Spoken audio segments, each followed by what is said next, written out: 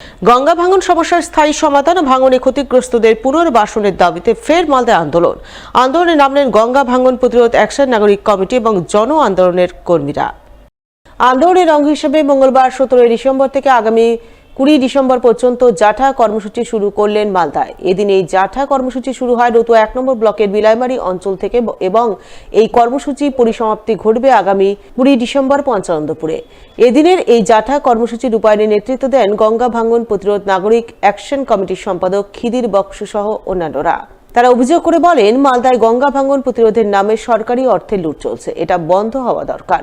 সেই সঙ্গে ভাঙন ইস্যুতে কেন্দ্র রাজ্যে চাপানোতর বন্ধ করার দাবি জানাচ্ছেন। এছাড়াও ভাঙন প্রতিরোধে বিজ্ঞানসম্মত উপায়ে কাজ শুরু করা, ভাঙনে ক্ষতিগ্রস্তদের পুনর্বাসনের দাবি জানাচ্ছেন তারা। আমরা গঙ্গা ভাঙন প্রতিরোধ অ্যাকশন নাগরিক কমিটি ও জন আন্দোলন এই দুটি সংগঠনের তরফ থেকে এটা করা হচ্ছে। গত 15 বছর 20 বছরের মধ্যে 10 কিলোমিটারের মতো গঙ্গা এদিকে চলে এসছে পূর্ব প্রান্তে। মানে আমাদের পশ্চিমবঙ্গের ভূমি ক্রমাগত ক্ষয় হচ্ছে এবং ওদিকে যে জমি গড়ে উঠছে পরে চরে, সেখানে কোনো অধিকার তারা পাচ্ছে না, আইনগত অধিকার পাচ্ছে না এবং সামাজিকভাবেও কোনো অধিকার পাচ্ছে না। এই দাবিগুলো আমরা তুলতে চাইছি সরকারের কাছে।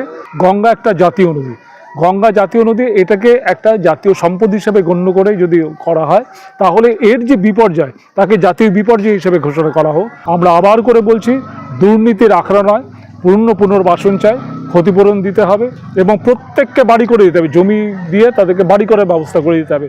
তৃণমূলের ছাত্র সংগঠনে ভাঙল ধরালো জাতীয় কংগ্রেস দলের ছাত্র সংগঠন। তৃণমূল ছাত্র পরিষদ ছেড়ে বেশ কিছু নেতাকর্মী যোগ দিলেন কংগ্রেসের ছাত্র সংগঠন ছাত্র পরিষদে।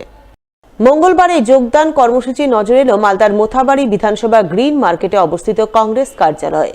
উপস্থিত ছিলেন জাতীয় মহিলা কংগ্রেসের রাজ্য সভানেত্রী প্রিয়াঙ্কা চৌধুরী, কালিয়াচক 2 নম্বর ব্লকের কংগ্রেস সভাপতি দুলাল শেখ, ছাত্র পরিষদের রাজ্য সহ সভাপতি আসিফ শেখ সহ অন্যান্যরা। এদিন তাদের হাত ধরে তৃণমূল ছাত্র পরিষদের 50 জন নেতাকর্মী কংগ্রেসের ছাত্র সংগঠন ছাত্র পরিষদে যোগদান করেন বলে জানা গেছে।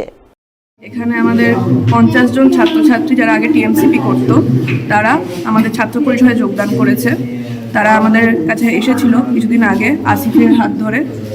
তারা বলেছে তাদের বিভিন্ন প্রবলেম হচ্ছে, তাদের কলেজে টাকা তোলাবাজি হচ্ছে, বিভিন্ন ধরনের অসামাজিক কাজকর্মের সাথে যুক্ত আছে এবং দীর্ঘদিন ধরে যেহেতু ছাত্র সংসদ নির্বাচন বন্ধ আছে, তাই জন্য যারা এখন আছে তারা প্রথম কথা তো বয়স উত্তীর্ণ, তারপর তাদের গুন্ডামি, এইসব তোলাবাজি এগুলো বেড়েই চলেছে। সেই সবের জন্যই ওরা ভীষণভাবে এইসব যা হচ্ছে সেটার বিরুদ্ধে একটা আওয়াজ তুলতে চেয়েছিল, তাই ওরা আসিফের হাত ধরে আজকে এখানে যোগদান করে ছাত্র পরিষদে। ঐতিহাসিক পর্যটন কেন্দ্রগুলি সৌন্দর্যায়ন বৃদ্ধির উদ্দেশ্যে জবরদখল উচ্ছেদ অভিযান চালালো প্রশাসন। মঙ্গলবার এমনই উচ্ছেদ অভিযানের ছবি নজরে এলো মালদার গাজলে।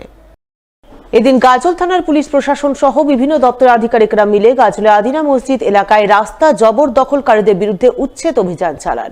রাস্তার দুধারে সরকারি জমি দখল করে গজিয়ে ওঠা দোকানপাট জেসিবি মেশিন দিয়ে ভেঙে গুঁড়িয়ে দেন। তবে এদিন প্রশাসনের তরফে হঠাৎ করে উচ্ছেদ অভিযান চালানো হয়নি। কিছুদিন আগেই এই মর্মে প্রশাসনের তরফে জবরদখলকারীদের দোকানপাট সরিয়ে নেওয়ার নির্দেশ দেওয়া হয়েছিল।